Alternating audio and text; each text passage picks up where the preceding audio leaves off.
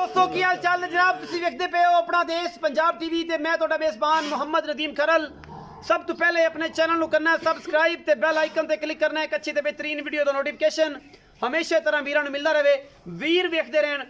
अज एक नायाब और बेहतरीन तोहफा लैके हाजिर होए हैं। प्योर नीली दा पहलन झोटी है, घरेलू है या व्यापार दी है, ये मैनू घर दी लग रही क्योंकि सारा एरिया घर दा ही है, व्यापार वाला चक्कर कोई नहीं। लेकिन बच्चा बुच्चा पैन की वजह तो मेरा ख्याल है कि झोटी थोड़ी जी थणा ते आ गई है, लेकिन मजीद गल्लां जड़ियां होणगियां 2 टाइम 3 टाइम चो के तसल्ली करके लै जानी, कोई एतराज नहीं। आप काम करना सुच्चा ते खरा, जिदा दिल करे आके 4 चौइयां करके लै जाओ, अपन कोई टेंशन वाली गल नहीं। जनाब झोटी विखाओ कैमरामैन साहब, बिस्मिल्लाह करके। ए जनाब झोटी है मुश्कन है, शाह काली, अख भी काली, बूथी वलैत लम्मी, सिंह कुंडा, मत्थे ते 35 कवाल चिट्टे ने।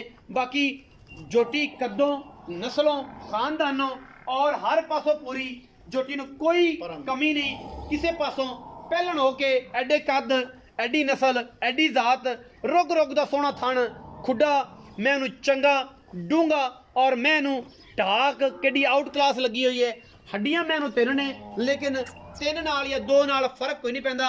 मैं मुश्कन खास नीली दी खास तोहफा नीली बार दा, सिट्टा पुछला चिट्टा सूं, मत्थे ते 35 कवाल चिट्टे सूं। बाकी मैं दी जात नस्ल वालों कोई कमी नहीं। मैं सूई है तकरीबन 5 दिनां दी, 20 दिनां दी, 22 दिनां दी। मजीद गल्लां सारियां मारगा जनाब, बिल्कुल मरले मरले दी वंड और बेहतरीन।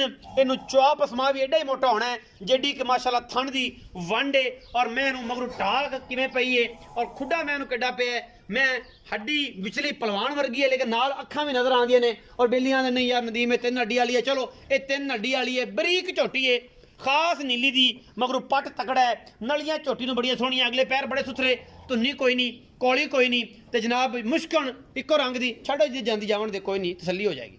माशाल्लाह कद कबाड़े वालों 6 फुट लंबी माशाल्लाह और तकरीबन 4 फुट उच्ची ये झोटी। पिछे जनाब ये कट्टा है ते घरेलू ही लगती है मैनू।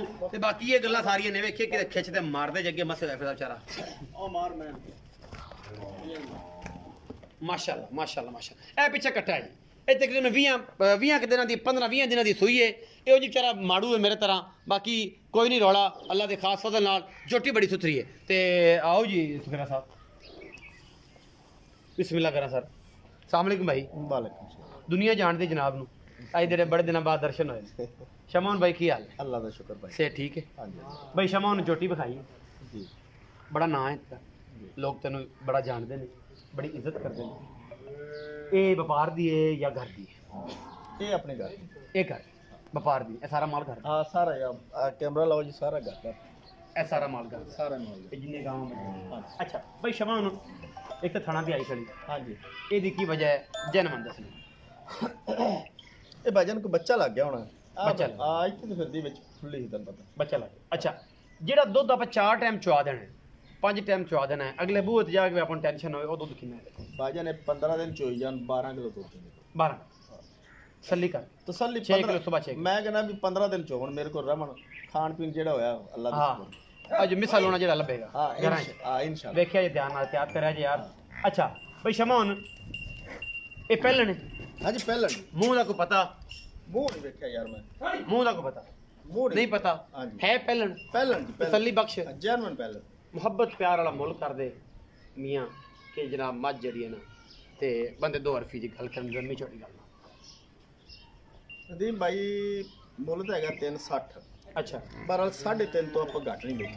3.5 दी हाँ तू बराबर होते आ गया फिर साथ चलो जिम्मे तेरा हुक्म, कुछ सिगड़ पानी हो जाएगा, कुछ थोड़ा बहुत 19 प्यार मोहब्बत 19 भी हो जाएगी। 12 किलो दूध दे 12 किलो दो सूई तकरीबन हैगी 20 दिन दी 20 दिन हाँ 12 किलो दूध जिन्ना को 15 के दिन आगा जाके भी 12 किलो। मैं कहना भी 8 दिन चोवन 10 दिन चोवन है तसल्ली करन इंशाल्लाह। मेला मुला सुट ले, हाँ इंशाल्लाह प्यार हो जाएगा बिच थोड़ा बहुत ताजा है चलो कर ला हो जाएगा। ये 3 लाख ते 50,000 रुपए शमान भाई ने जनाब मुल कीता, घर दी झोटी है, बच्चा बच्चा कहते पैन की वजह तो हो गया, जिंदा दिल करे 15 दिन ओ वीरा आके ते चुआई कर सकता, तसल्ली कर सकता। अपना बहुत सारा ख्याल रखिया। जय पाकिस्तान जिंदाबाद, पाक आर्मी हमेशा।